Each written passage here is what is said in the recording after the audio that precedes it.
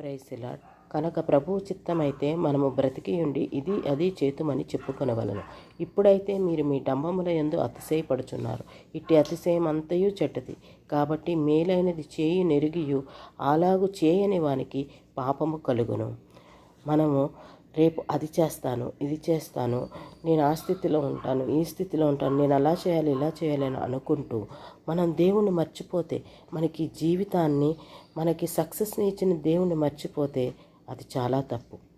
మనకి ఏది మంచో మనలో ఉన్న మనస్సాక్షి, మన అంతరంగ పురుషుడైన మనకి దేవుడిచ్చిన ఆత్మ వల్ల మనకి తెలిసినా కూడా మనం ఆ మంచి చేయకుండా వెనక్కి తగ్గితే అది దేవుడి పట్ల మనం చూపిస్తున్న అవిధేయత. పాపం అనేది చేయకపోవడమే కాదు, దేవుడు మనల్ని ఇతరులకి సహాయం చేయమంటున్నారు. ఆయన వాక్యం అనే మాటని వినమంటున్నారు.